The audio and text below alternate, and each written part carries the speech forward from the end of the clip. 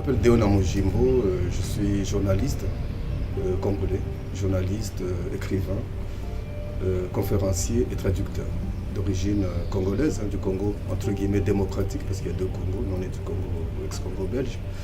Et je suis donc en France depuis le 24 mars 2009, arrivé dans des situations un peu compliquées, parce que moi je n'ai jamais demandé à quitter mon pays, je n'ai jamais rêvé de vivre hors du plus beau pays du monde, le Congo, malgré tout ce qui s'y passe aujourd'hui. En fait, si je suis en France, c'est que pendant plusieurs années, au pays, comme journaliste, il y a des pays où il ne fait pas bon être journaliste indépendant.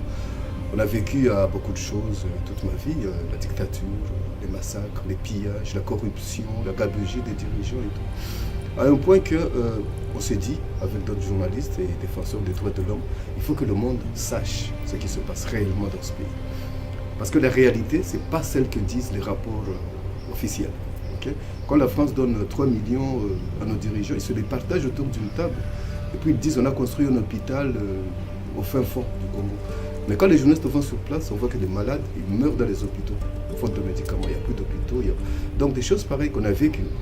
On s'est dit un peu naïvement, il y a quelques années, on s'est dit si les dirigeants de ce monde veulent bien avoir pitié de ce peuple, ils peuvent changer les choses. Okay? On pensait au chef de l'État français, au président des États-Unis, le pape, le roi des Belges. Ces quatre-là, déjà, s'ils veulent changer les choses, ça peut changer. C'est ce que nous on se disait. D'où on s'est constitué en équipe, et d'autres individuellement, heureusement avec l'invention, disons, d'Internet. Donc, on a sillonné tout le pays pour dire dans chaque village qu'est-ce qui s'y passe réellement. Combien il y a eu encore de massacres, combien il y a eu de morts, combien les gens meurent, combien les enfants ne vont pas à l'école, pendant que les dirigeants s'achètent des villas en Suisse, envoient leurs enfants à la Sorbonne, au Cambridge. Okay? Donc pour dénoncer en fait. Et cela nous a coûté, pas moi seul, hein, beaucoup de journalistes. Il y en a beaucoup qui ont disparu, beaucoup ont été enlevés, beaucoup ont été assassinés, les journalistes, dont mon propre petit frère. Didas Namujimbo, c'était mon petit frère, même père, même mère. Il travaillait à la radio des Nations Unies, la radio Okapi, à Bukavu et à Goma. Le 21 novembre 2008, il revient de son travail à 21h, il venait de se marier. Les voisins, ils nous disent après qu'ils ont entendu Didas qui discutait avec on ne sait qui pendant 3 quarts d'heure, et puis il y a eu un coup de feu. Ça c'était la nuit du 23.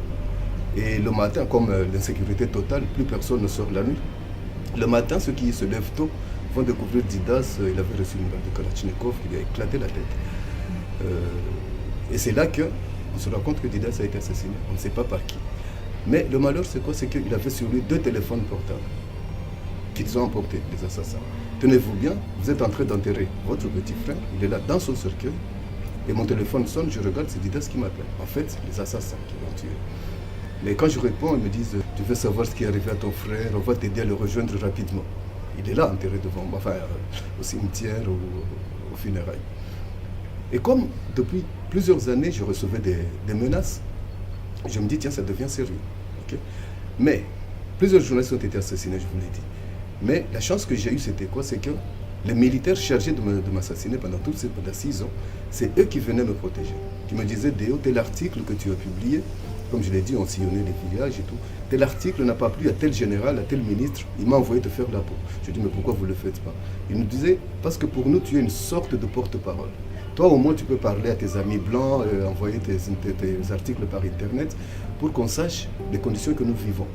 C'est le major ou le capitaine qui venait me donner des éléments pour me dire combien de général a encore volé d'argent. C'est le secrétaire du gouverneur de province, ici vous dites président du conseil régional et tout, par exemple. Le secrétaire qui venait me dire combien son chef a encore volé d'argent, détourné. Et donc, il me disait, toi tu es pour nous une sorte de porte-parole, les militaires. C'est les militaires qui me protégeaient. Parce que chez nous, je vais vous faire rire, on dit que tous les fonctionnaires souffrent du sida, de salaire impayé depuis des années. Okay? Donc le secrétaire, il n'est pas payé depuis des années, d'où la corruption. Chacun a mis en place un système de corruption. Le permis de conduire chez nous, ça se voit dans la rue, dans les bistrots. Tous mes amis savent qu'on a des permis, mais personne ne se conduit. C'est dans le bistrot, David, tu n'as pas besoin d'un permis, c'est 10 $, tu donnes 8 et 2 bières, tu as ton permis. Les points à l'école, ça se vend. Ce n'est pas l'élève le plus intelligent qui sera premier de la classe, c'est celui dont les parents ont donné le plus d'argent au prof. Ce n'est pas la fille la plus motivée qui sera première, c'est celle qui est la plus gentille avec le prof. Vous comprenez ce que je veux dire? D'où le pays est en déliquescence. Tu vois aujourd'hui des avocats, des médecins, moi je ne confierai pas à n'importe quel médecin congolais, mon enfant a opéré, je ne suis pas sûr. Donc il a acheté son diplôme. Les profs, même chose, etc. Parce qu'ils ne sont pas payés. Et donc, c'est les militaires donc, qui me protégeaient. Un exemple ou deux. Il m'est arrivé plusieurs fois, j'avais une très belle maison à Bukavu, avec des arbres, des avocatiers, des manguiers et tout. Mais quand je sors, j'ai le tort de fumer. Quand je sors à 1h du matin pour fumer, je vois des ombres dans mon petit verger, sous mes arbres. Évidemment, je rentre précipitamment dans la maison. Le matin, j'apprendrai qu'il y a un groupe de militaires qui a appris que notre groupe viendrait me faire la peau la nuit, qui passe la nuit chez moi sans rien me dire. À 5h du matin, ils sont partis. Il y a un colonel qui est venu de Kinshasa, la capitale, pour me tuer. Il est arrivé, les militaires lui ont dit, mon colonel, avec tout le respect qu'on vous doit, si vous touchez à Déo, c'est la mutinerie. Le colonel dit, mais pourquoi vous protégez le journaliste? Il dit, pour nous, c'est un porte-parole. Ils l'ont tourné, en fait. Et le colonel, c'est un exemple, pendant que... il m'a pris chez lui, la maison qu'il avait louée pour son séjour, avec sa concubine. On prend le petit déjeuner, mais il donne des ordres à ses hommes.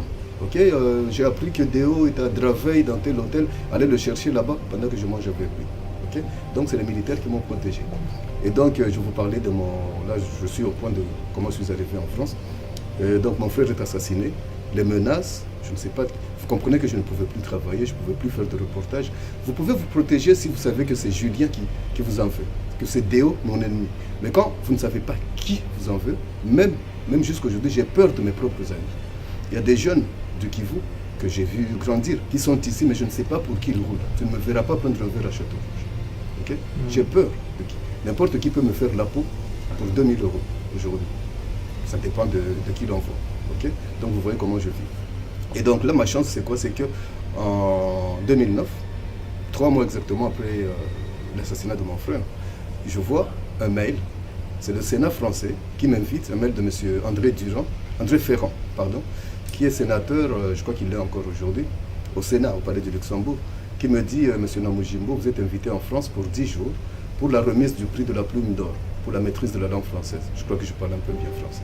En fait, c'est un concours qui est organisé chaque année par l'association DLF, Défense de la langue française, partenaire du Sénat, de l'Académie française, de la Fondation des Alliances françaises. Ce concours est organisé chaque année dans tous les pays francophones du monde. Et moi, tous les concours de mots croisés qui me passent, je passe. Et j'ai eu la chance de remporter ce prix-là et tout. Certains de mes amis, pour rigoler, disent « Tu es champion du monde de la langue française ». Et donc, j'arrive en France le 24 mars 2009, sur l'invitation du Sénat. Je suis logé à l'hôtel du Ranelagh, dans le 15e arrondissement. La remise du prix a lieu au Sénat le 3 avril 2009, 10 jours après mon arrivée, 19 jours. Et ma chance, c'est quoi? Je crois en Dieu. Je crois que c'est ça qui m'a sauvé. Parce que moi, je vous jure, je suis venu avec 2 slips, 3 paires de chaussettes. Je devais rentrer chez moi dans 10 jours. Mon ordinateur, mon passeport, point barre. Okay? 1000 projets en tête de reportage que je vais faire à mon retour. La remise du prix est tellement médiatisée. J'ai fait des interviews dans toutes les chaînes, pratiquement, tous les journaux, tous ceux qui s'intéressent à la culture et à la langue française. C'est tellement... Je suis passé en direct à la chaîne du Sénat, la LCP, je crois aussi. J'ai fait des interviews là-bas. De façon que les gens qui me recherchent au pays, ils pensent que comme tous les Blacks, je viens en France pour demander l'asile. Je vous jure, je suis venu pour 10 jours. Ma femme et mes enfants sont restés là-bas. Je reçois des menaces en lingala, la langue, une des langues du pays, qui me disent « Déo, tu crois nous avoir échappé parce que tu es avec tes amis blancs, mais sache que même en France, on peut te faire la peau. » Je connais beaucoup de journalistes français, suisses, canadiens, belges. Je leur montre les mails, ils me disent « Déo, nous savons que tu aimes beaucoup ton pays. Nous savons que tu es courageux, un peu fou à la rigueur.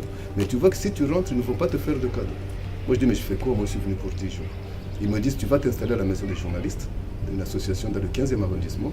Ta femme et tes enfants les débarquent tout de suite sur le Burundi. Moi, je reste en France. Je ne sais pas ce que j'ai fait. Ma femme et mes enfants, en 2 jours, sans avoir le temps de trouver un locataire pour la maison, de vendre la voiture ou le frigo, paf, ils sont pris de force, si je peux dire, sous la protection du Haut-Commissariat aux réfugiés au Burundi. Et là, je reste donc à la maison des journalistes avec le service d'assistance juridique de Reporters sans frontières. On introduit le dossier de demande d'asile à l'OFPRA et ça prend du temps pour examiner le dossier. Et je suis convoqué à l'OFPRA le 27 août 2009, je me rappelle, c'était un vendredi. à 14 heures. J'arrive à l'OFPRA, le monsieur, on les appelle officiers de protection. Il me dit, tiens, c'est vous, non? Je dis, oui, vous n'êtes pas mort. Je dis, c'est pas moi qui suis mort, c'est mon petit frère. Je lui explique. Il ouvre son tiroir, il sort tous les articles que j'ai écrits depuis 10 ans. À l'OFPRA, il savait qu'il y a un fou qui risque sa vie pour informer le monde sur ce que vit son peuple. Il sort tous les articles qu'il découpait, qu'il avait sur Internet. Il me dit, vous êtes le seul à nous informer sur ce qui se passe réellement à l'est du Congo.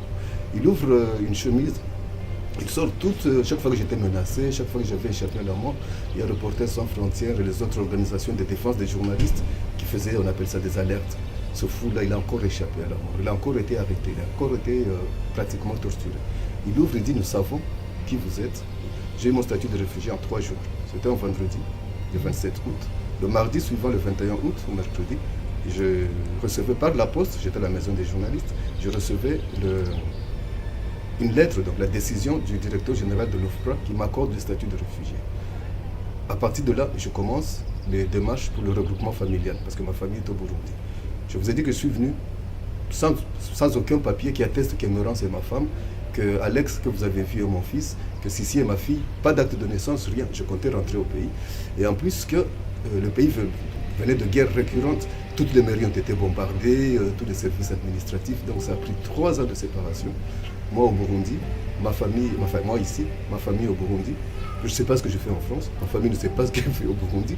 Enfin finalement, chaque fois que l'administration française demandait un document, moi je devais recourir à mes parents restés au pays, à mes amis avocats ou de la magistrature, où je connais tous les amis et tout. Et donc finalement ma famille m'a rejoint ici, nous sommes tous ici, moi, ma femme et mes 7 enfants.